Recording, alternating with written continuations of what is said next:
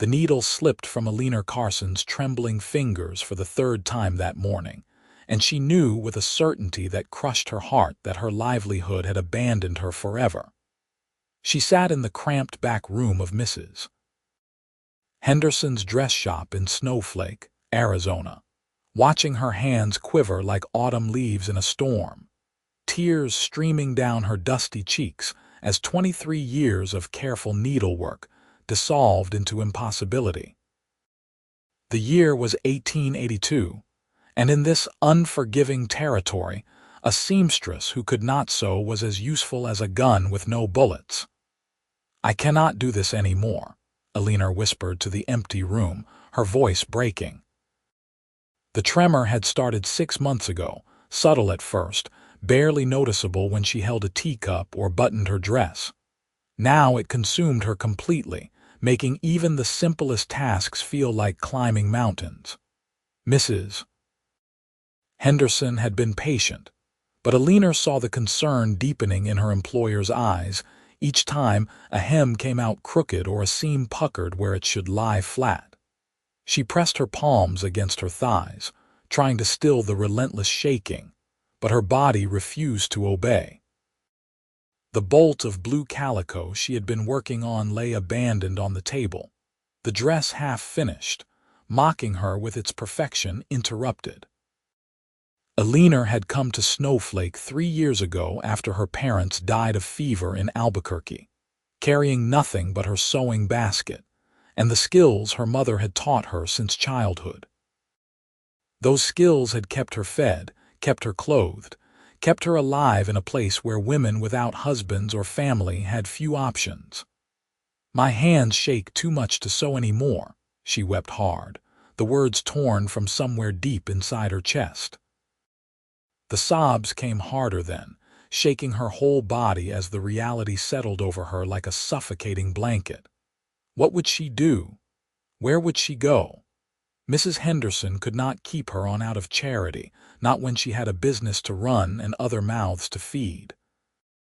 The bell above the shop door chimed, and Eleanor quickly wiped her face with her apron, trying to compose herself even as tears continued to fall.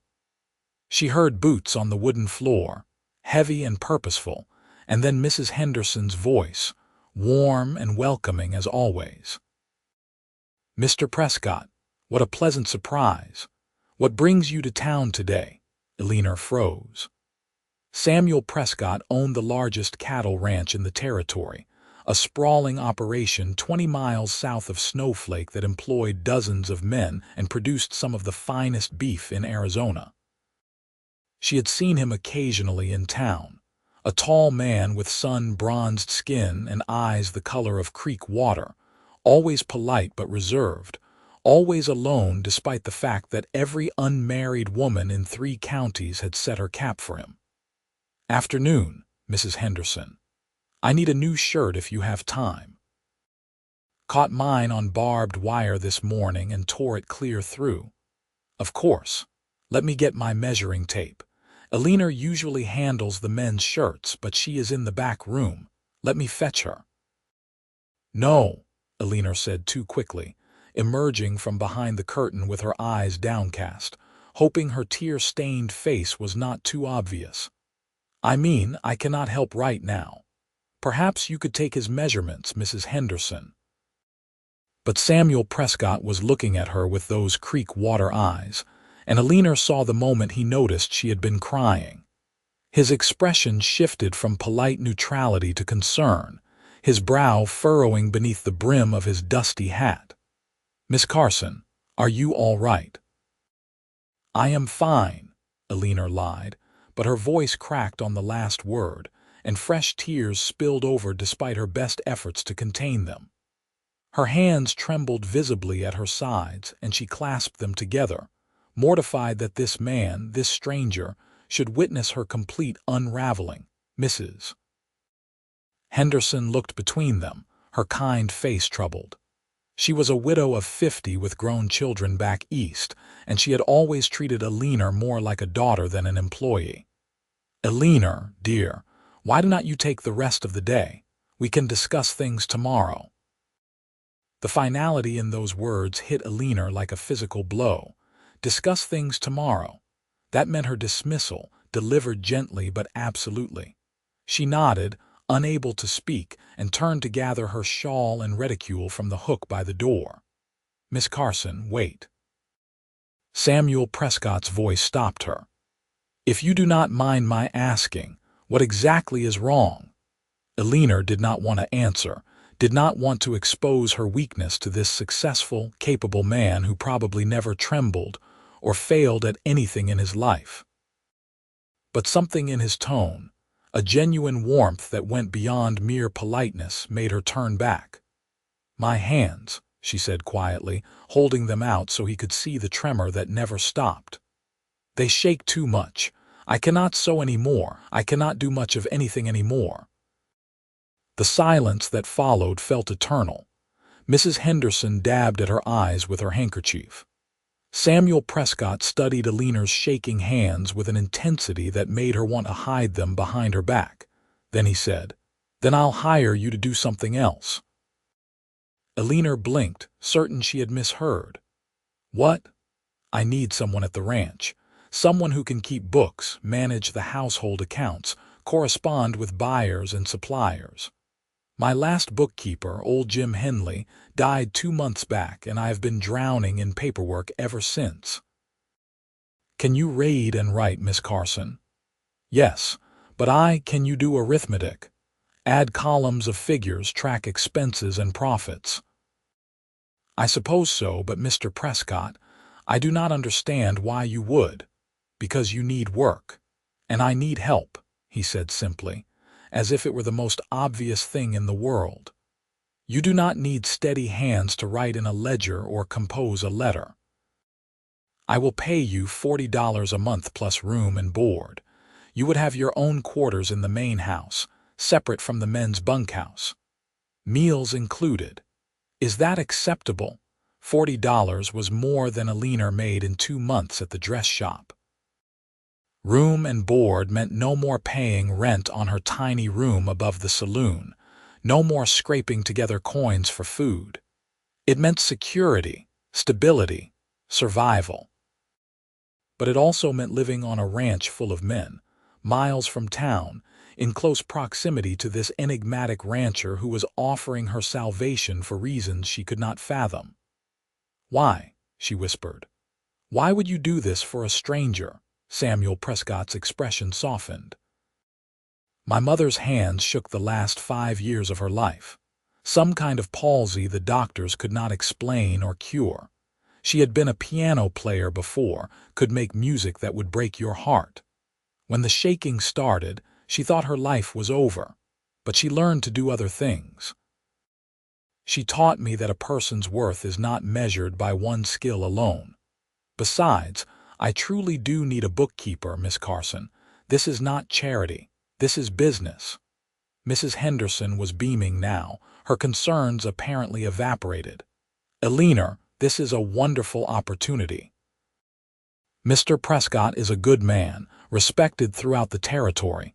You would be well cared for." Eleanor looked at her trembling hands, then at Samuel Prescott's steady, certain face. What choice did she have? To refuse would be to condemn herself to destitution.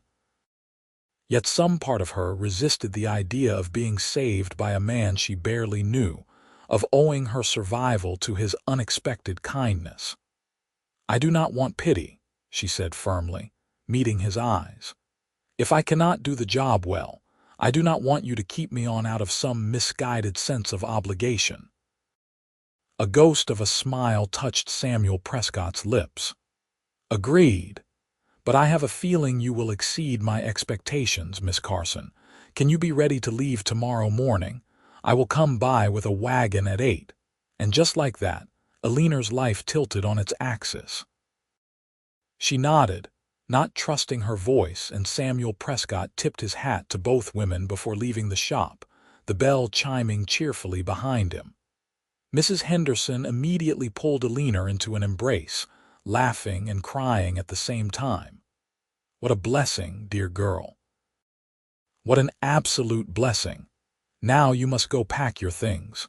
Take the blue calico for yourself, make a new dress when you can. You will want to look nice at the ranch."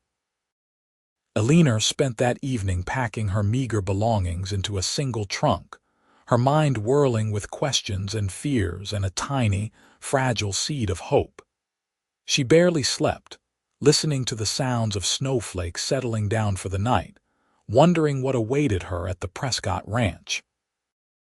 When dawn broke over the high desert, painting the sky in shades of rose and gold, she was already dressed and waiting on the street corner, her trunk beside her. Samuel Prescott arrived precisely at 8, driving a sturdy wagon pulled by 2 handsome bay horses. He climbed down and loaded her trunk without comment, then helped her onto the seat with a hand that was warm and calloused from work. Eleanor tried to still her trembling fingers by gripping her reticule tightly in her lap as they rolled out of town. The landscape opened up around them, vast and beautiful in its harshness. Juniper and pinyon pine dotted the red earth, and in the distance, the San Francisco peaks rose against the impossibly blue sky. The air smelled of sage and dust, and something indefinable that Eleanor was coming to think of as freedom. "Tell me about your family, Miss Carson," Samuel said after they had been traveling for an hour. "Mrs. Henderson mentioned you came from Albuquerque." Eleanor told him about her parents, her father's work as a surveyor, her mother's skill with a needle that she had passed down to her only daughter. She talked about the fever that had taken them both within a week of each other, how she had sold everything to pay the debts they left behind and come to Snowflake with nothing but her sewing basket and hope. Samuel listened without interrupting, his attention making her feel seen in a way she had not experienced in years. When she finished, he was quiet for a moment, and then he shared his own story. His father had started the ranch 30 years ago when Arizona was even wilder than it was now, building it from nothing through sheer determination and backbreaking work. Samuel had grown up in the saddle, learning every aspect of ranching from the ground up.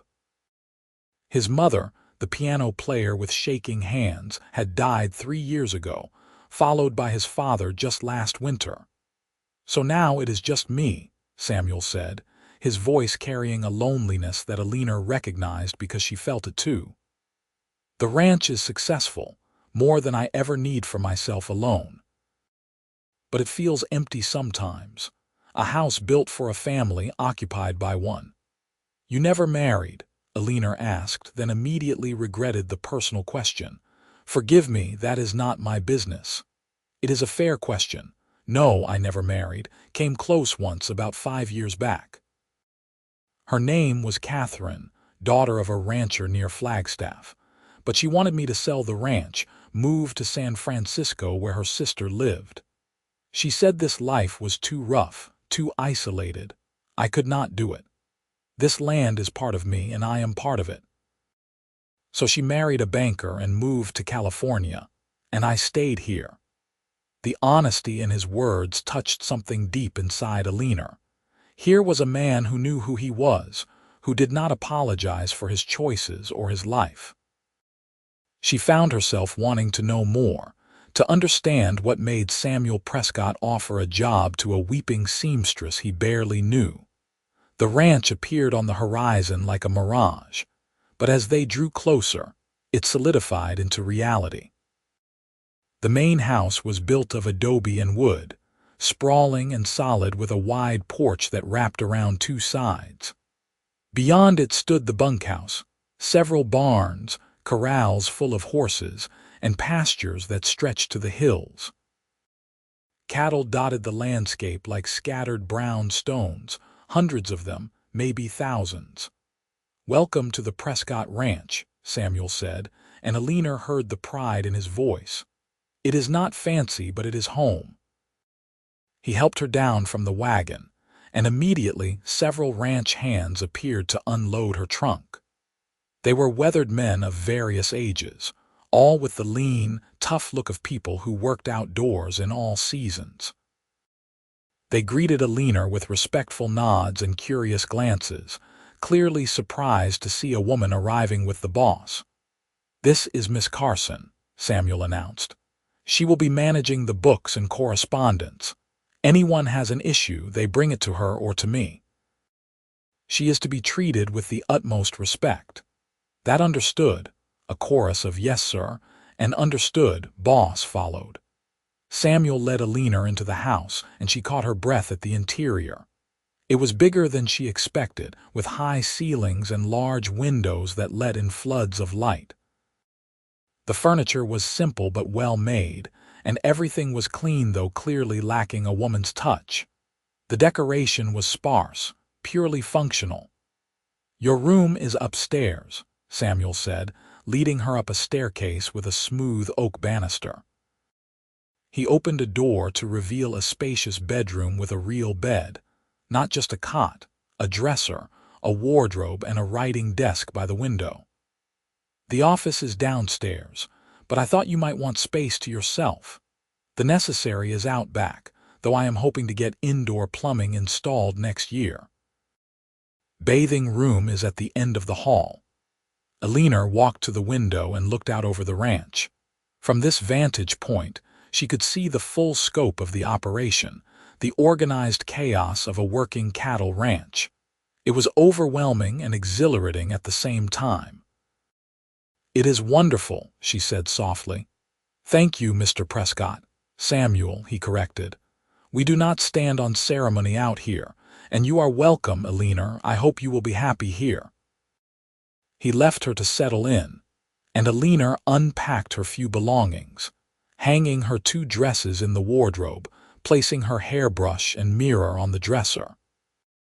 The room was bigger than any space she had ever called her own, and as she sat on the bed, testing its firmness, she felt tears prick her eyes again.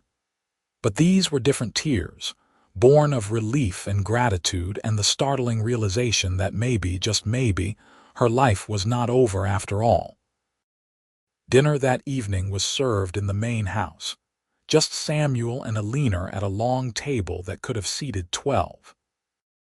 The ranch cook, a grizzled man named Pete who had been with the Prescott family for 20 years, brought out plates of beef stew, fresh bread, and apple pie that tasted like heaven. "Pete does not look like much, but he can cook better than any restaurant chef I have encountered," Samuel said, and Eleanor had to agree. She ate more than she had in weeks, her appetite returning with the security of a full belly and a place to sleep. After dinner, Samuel showed her the office, a room off the main parlor filled with filing cabinets, ledgers, and stacks of correspondence that had been threatening to topple over. Eleanor surveyed the chaos with her trembling hands clasped in front of her, trying not to feel overwhelmed. "I know it looks bad," Samuel admitted. "Jim kept everything organized, but since he passed, I have just been throwing papers in here and hoping for the best. I can manage the ranch work, but the paperwork defeats me every time." Eleanor picked up one of the ledgers, opening it carefully. Jim Henley's handwriting was neat and precise, every entry dated and categorized. She could see the system he had used, the logic behind the organization. Her hands shook as she turned the pages, but her mind was already working, already seeing how she could bring order back to this room. "I can do this," she said, and for the first time in months she felt a flicker of confidence. "It will take time, but I can sort through all of this and get everything back in order." Samuel's smile was genuine and warm. "I knew I made the right choice. Take whatever time you need. Work at your own pace. If you need anything, supplies or help or just a break, you let me know." Over the following weeks, Eleanor threw herself into the work with a dedication that surprised even herself. She organized the correspondence by date and subject, created new filing systems for invoices and receipts, and worked her way through months of backlogged entries in the ranch ledgers. Her hands still shook, but she learned to work with the tremor rather than against it, taking breaks when necessary. using heavier pens that were easier to control. Samuel checked in on her progress regularly, always impressed by what she had accomplished. He would lean against the doorframe of the office, dusty from a day of work, and ask her questions about various accounts or upcoming payments. Eleanor found herself looking forward to these visits, to the sound of his voice, and the way his eyes crinkled when he smiled. They fell into an easy routine. Eleanor worked in the office during the day, sometimes taking her lunch on the porch where she could watch the ranch operations. In the evenings, she and Samuel would eat dinner together, talking about everything from cattle prices to books they had read to memories of their families. She learned that Samuel loved poetry, particularly Walt Whitman, and that he played guitar though he claimed not to be very good. He learned that Eleanor had a sharp wit and a love of thunderstorms, and that she missed her mother's singing more than anything else. What did she sing? Samuel asked one evening as they sat on the porch, watching the sun set in a blaze of orange and purple. Everything. Church hymns, folk songs, lullabies. She had the voice of an angel, everyone said so. When I was little and could not sleep, she would sit by my bed and sing until I drifted off. I have not been able to hear those songs since she died without crying. Samuel was quiet for a moment, then he stood and went inside. He returned with his guitar, a beautiful instrument with inlaid mother of pearl along the neck. He sat down and began to play, his fingers moving over the strings with surprising skill for someone who claimed to be merely adequate. The melody was gentle and haunting, a song Eleanor did not recognize but that spoke of home and comfort and safety. He did not sing, just played, and Eleanor closed her eyes, letting the music wash over her. When the last note faded into the evening air, she opened her eyes to find Samuel watching her with an expression she could not quite read. "That was beautiful," she whispered. "What was it?" "Something my mother used to play on the piano. I taught myself the guitar version after she died, trying to keep the memory alive. Music has a way of connecting us to the people we have lost, I think." Eleanor felt something shift between them in that moment, some invisible thread drawing them closer together. She was suddenly very aware of how much she had come to care about this man, how his kindness had become the cornerstone of her new life, how his presence made her feel safe and valued in ways she had not felt since her parents died. 3 months after Eleanor arrived at the ranch, a late autumn storm rolled in from the mountains, bringing cold rain and wind that rattled the windows. She was working in the office when Samuel came in, soaked to the skin and shivering. "Storm came out of nowhere," he said, stripping off his wet coat. "Lost 2 fence posts on the north pasture, and we have got cattle scattered to hell and back. Going to be a long night rounding them up." "You should change into dry clothes first," Eleanor said, rising from her desk. "You will catch your death going back out like that." "Yes, Mother," Samuel teased, but he went upstairs to change. When he came back down, he paused in the doorway of the office. "Eleanor, I want to thank you." "For what?" "For everything. For bringing order to this chaos, for being so dedicated to the work. But more than that, for being here. The house does not feel empty anymore." Eleanor's heart stuttered in her chest. She set down her pen, not trusting her shaking hands to hold it steady. "Samuel, I should be thanking you. You saved my life when you offered me this job. I do not know what I would have done if—" "Do not," he interrupted gently. "Do not think about that.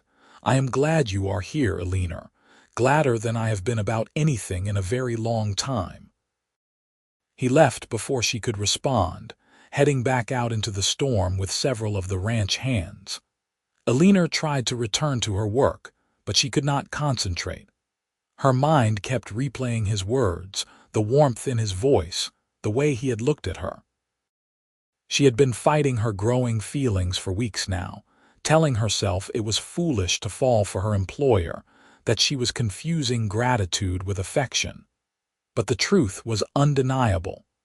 She was in love with Samuel Prescott, and that realization terrified her. The storm lasted all night, and Samuel did not return until dawn, exhausted and covered in mud but successful. All the cattle had been rounded up, and the damaged fences would be repaired that day. Eleanor had stayed up waiting, unable to sleep while he was out in the dangerous weather. When she heard his boots on the porch, she rushed to the door, relief flooding through her. "You are all right," she breathed, then caught herself. "I mean, I am glad you are safe. The storm was terrible." Samuel looked at her with those creek water eyes, and something in his expression made Eleanor's breath catch. He stepped closer, close enough that she could smell the rain and sage on his clothes, could see the exhaustion and something else, something deeper in his face. "You waited up for me," he said, and it was not a question. "I was worried. Eleanor." Her name on his lips sounded like a prayer. "I need to tell you something, and I am probably going about this all wrong, but I cannot keep it to myself anymore. These past months with you here, they have been the happiest I can remember. You are smart and capable and brave, and your hands shake, yes, but that does not define you. You are so much more than that, and he stopped, took a breath. "I am falling in love with you. Have been since the day I saw you crying in Mrs. Henderson's shop and wanted nothing more than to make things right for you." Eleanor stared at him, her shaking hands pressed against her chest where her heart was hammering so hard she thought it might break through. "You love me." "I do. And I know this might be inappropriate, that I am your employer and you might feel obligated, but I could not let another day pass without telling you the truth. If you do not feel the same, we can forget I said anything and continue as we have been. But if there is any chance that you might care for me too—" Eleanor did not let him finish. She closed the distance between them and kissed him, pouring months of longing and gratitude and love into that single gesture. Samuel's arms came around her, strong and sure, holding her as if she were something precious and breakable. When they finally pulled apart, both breathing hard, Eleanor saw tears in his eyes that matched her own. "I love you," she said fiercely. "I love you so much it scares me. I kept telling myself it was just gratitude, that I was being foolish, but Samuel, you have given me more than just a job. You have given me hope and purpose, and a place to belong. You have made me believe that my life is not over, that I can still be useful and valued despite these damned shaking hands. You are the most valuable person in the world to me," Samuel said, cupping her face in his hands. "Marry me, Eleanor. Make this house a home. Build a life with me here on this ranch. I promise I will spend every day trying to make you as happy as you have made me." "Yes," Eleanor laughed through her tears. "Yes, 1,000 times yes." They were married 6 weeks later in Snowflake's small church with Mrs. Henderson crying happily in the front pew and half the town in attendance. Eleanor wore a dress of ivory silk that Mrs. Henderson had sewn as a wedding gift, and Samuel wore a new black suit that made him look even more handsome than usual. The ceremony was simple but heartfelt, and when the minister pronounced them husband and wife, Samuel kissed Eleanor with such tenderness that several women in the congregation sighed audibly. The wedding celebration was held at the ranch, with tables set up in the yard and food enough to feed an army. The ranch hands had pitched in to decorate with wildflowers and lanterns, and Pete had outdone himself with a wedding feast that people would talk about for years. As the sun set and the stars came out, Samuel took Eleanor's hand and led her to the center of the yard where someone had cleared a space for dancing. "I am not much of a dancer," he admitted, "but I want to dance with my wife on our wedding day." Eleanor's hands shook as she placed one on his shoulder and let him take the other in his warm grasp. But she did not care anymore. She had learned to live with the tremor, to accept it as part of who she was without letting it define her. Samuel held her close as they swayed to music provided by one of the ranch hands on a fiddle, and Eleanor felt a completeness she had never known before. "Are you happy?" Samuel murmured against her ear. "Happier than I ever imagined I could be," Eleanor replied honestly. "Thank you for seeing beyond my weakness, for believing I could be more. It was never weakness, love, just a challenge you had to adapt to.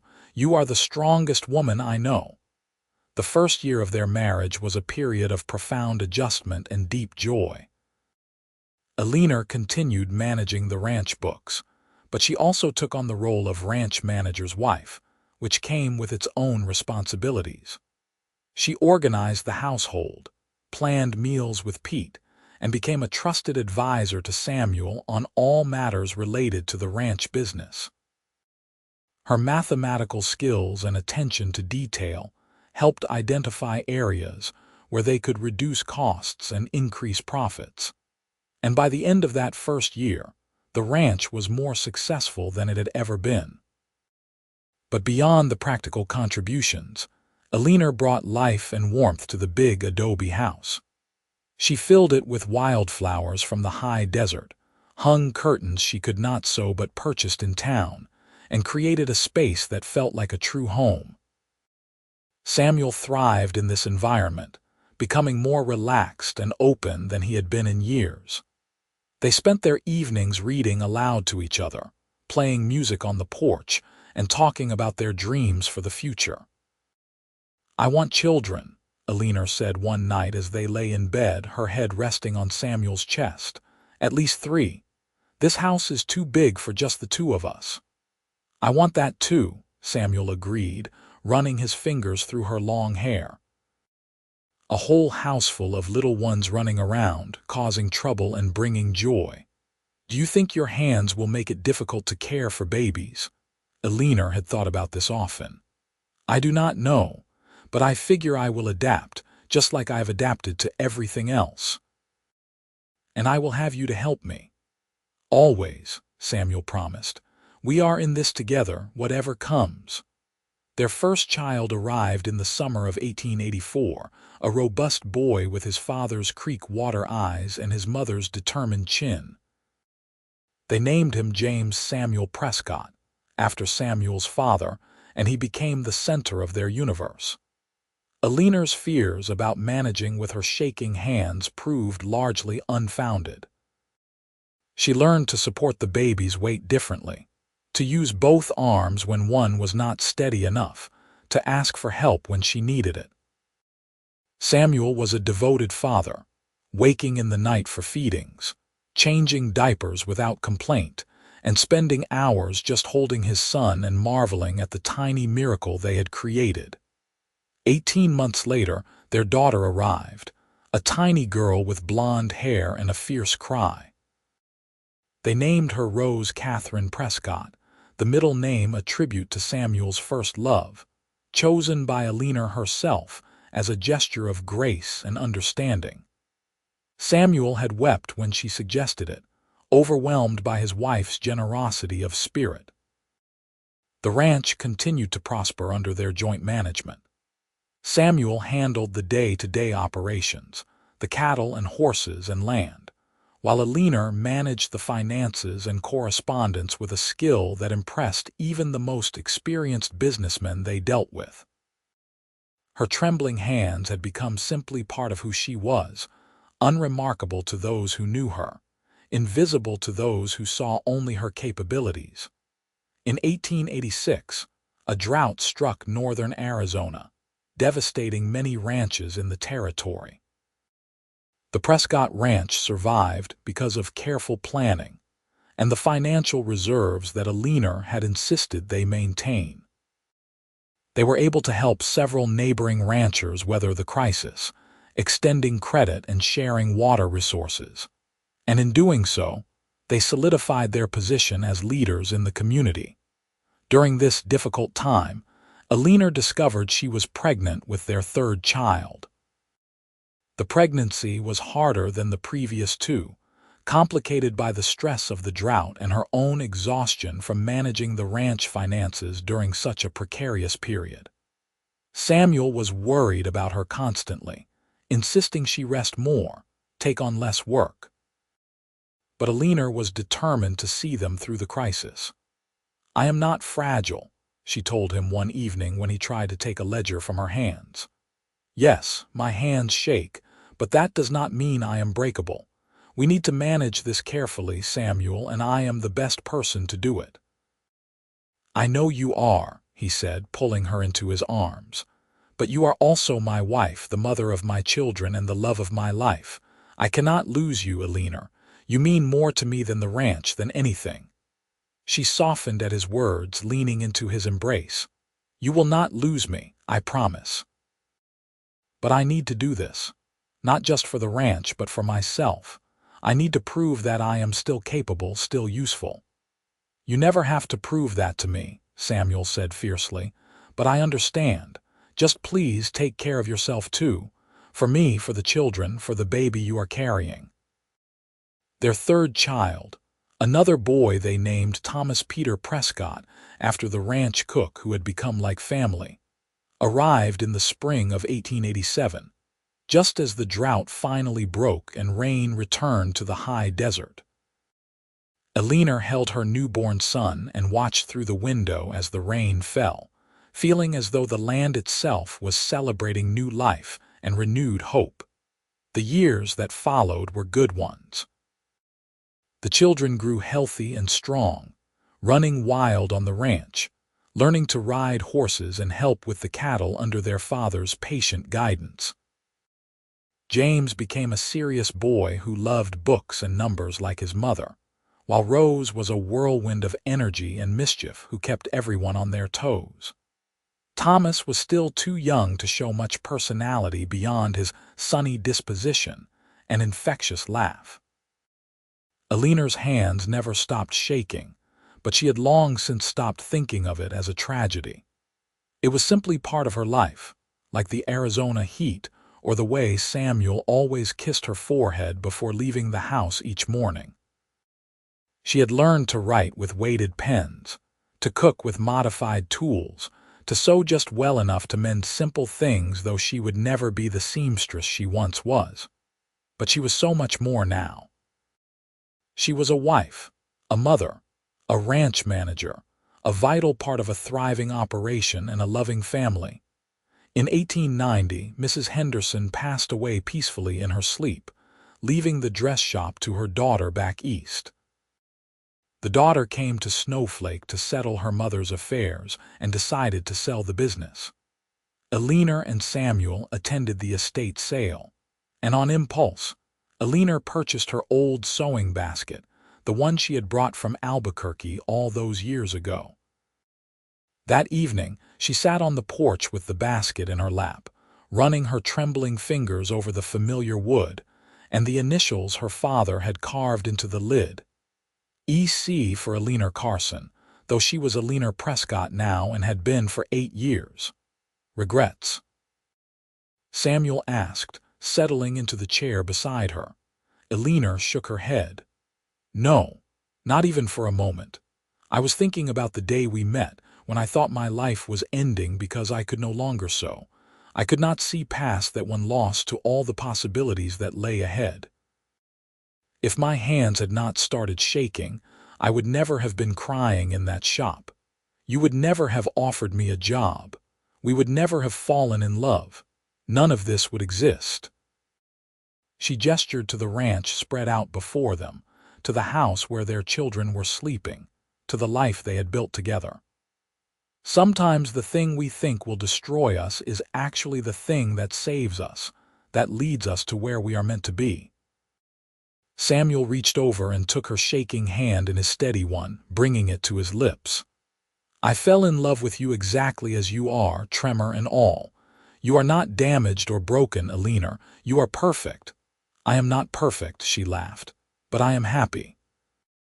Happier than I ever dreamed possible back when I was just a seamstress with shaking hands and no prospects." "You were never just anything," Samuel said.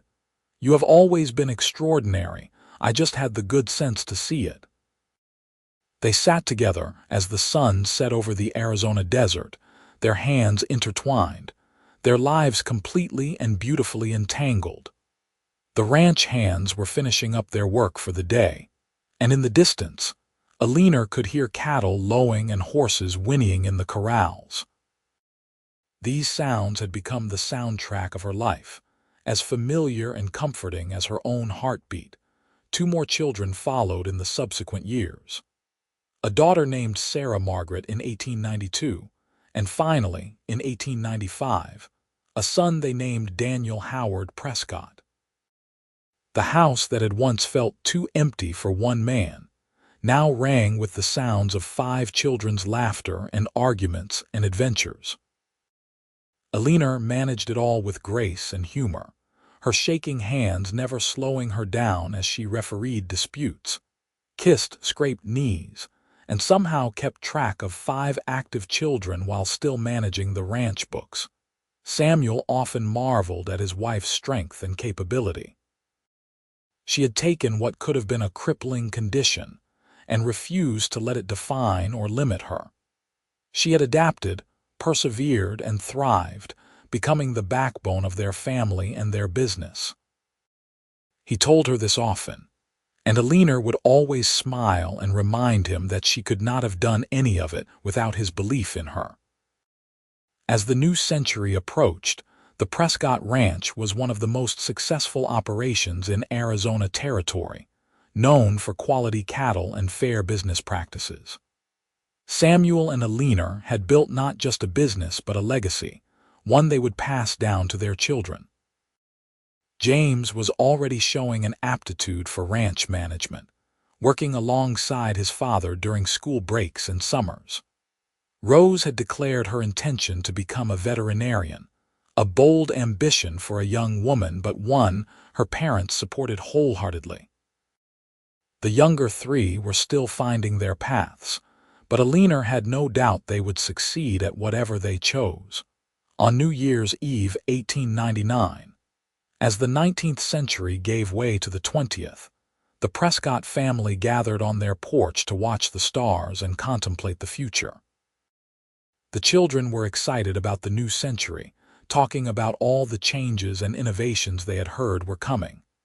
Electric lights, automobiles, flying machines.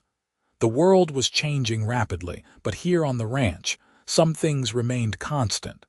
Family, hard work, the land itself. Eleanor stood with Samuel's arm around her waist, her own trembling hands resting on the porch rail, and felt a profound sense of contentment. She thought back to that day in 1882 when she had wept over her shaking hands, certain her life was over. How wrong she had been. How beautifully, wonderfully wrong. "What are you thinking?" Samuel murmured, pulling her closer. "I am thinking that I am the luckiest woman alive," Eleanor replied. "I am thinking about how you saw value in me when I could not see it in myself. I am thinking about how blessed I am to have you, to have all of this." "I am the lucky one," Samuel insisted, as he always did. "You took a chance on a lonely rancher and made him the happiest man in Arizona." The children called out that midnight was approaching, and the family began counting down the seconds to the new century. As the clock struck 12, Samuel kissed Eleanor with the same passion and tenderness he had shown on their wedding day 17 years ago. The children groaned and giggled, as children do, but Eleanor paid them no mind. She was too busy kissing her husband, celebrating not just a new century but a life well lived and deeply loved.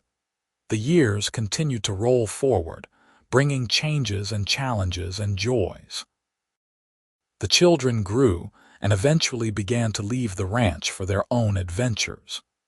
James stayed on to help run the operation, eventually taking over more and more responsibility as Samuel began to slow down with age. Rose did indeed become a veterinarian, one of the first women in Arizona to achieve that distinction, and returned to Snowflake to open her own practice. Thomas became a teacher, Sarah a nurse, and Daniel followed his own path as a lawyer. Eleanor's hands never stopped shaking, and as she aged, the tremor actually worsened. But she had long since learned to live with it, to work around it, to accept it as part of her physical reality without giving it power over her emotional well-being. She continued to manage the ranch books into her 60s, only finally retiring when her eyes began to fail and reading the ledgers became too difficult. Samuel remained devoted to her through all the years, through gray hair and wrinkles and all the changes that age brings. He still kissed her forehead every morning before starting his day.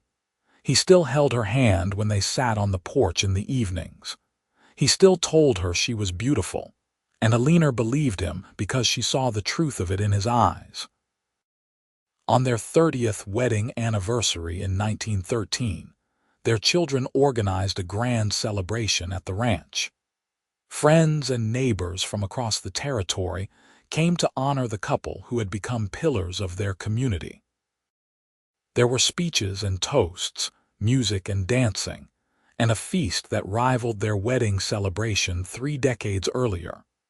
As the party wound down and the guests began to depart, Eleanor and Samuel found themselves alone on the porch, just as they had been so many evenings before. The ranch spread out before them, familiar and beloved, a testament to everything they had built together. "You remember the day we met?" Eleanor asked, her voice soft with memory. "When I was crying in Mrs. Henderson's shop, certain my life was ending. I remember thinking I had never seen anyone look so lost and defeated," Samuel replied. "And I remember wanting desperately to help, though I did not understand why at the time. And now I know it was fate, destiny, whatever you want to call it. You were meant to be mine, and I was meant to be yours." The shaking hands were not a tragedy, Eleanor. They were the bridge that brought us together. Eleanor leaned her head on her husband's shoulder, her trembling hands folded peacefully in her lap. "Then I'll hire you to do something else," she quoted softly, remembering those words that had changed her life. 7 words that saved me. 7 words that gave me everything. "You saved yourself," Samuel corrected gently. "You had the courage to accept help, to try something new, to build a life from what seemed like ruins. I just provided the opportunity. You did all the hard work." They sat together as the stars came out. 2 people who had found each other at the right moment, who had built a life of love and purpose, and meaning despite obstacles that could have defeated them. Eleanor's hands still shook, but they had shaken through holding babies, writing letters, keeping accounts, greeting grandchildren. They had shaken through decades of useful, purposeful, joyful work. Samuel and Eleanor lived to see their golden anniversary in 1933, surrounded by children, grandchildren, and even a few great-grandchildren. The ranch had been passed down to James, but remained a family operation, with various Prescott descendants involved in its management. The big adobe house that had once felt empty was always full of family now, alive with the sounds of multiple generations. Eleanor passed away peacefully in her sleep in the spring of 1935, at the age of 76. Samuel followed her just 6 months later, unable to bear being separated from the woman who had been his partner, his love, his everything for more than half a century. They were buried side by side on a hill overlooking the ranch, under a stone that read, "Samuel and Eleanor Prescott." Together they built a legacy of love. The sewing basket Eleanor had brought from Albuquerque was passed down through the family, becoming a treasured heirloom. Each generation heard the story of how their grandmother had wept over her shaking hands, thinking her life was over, and how their grandfather had seen past her perceived weakness to the extraordinary woman beneath. It became a family legend, a reminder that what seems like an ending is often really a beginning, that disability does not mean inability, and that love has the power to transform everything. The ranch continued to operate for generations, always staying in Prescott hands, always honoring the legacy that Samuel and Eleanor had built together. And somewhere on a high shelf in the main house, in a place of honor, sat an old sewing basket with initials carved into the lid, a testament to the woman who had shaken her way through a life of extraordinary accomplishment, extraordinary love, and extraordinary joy.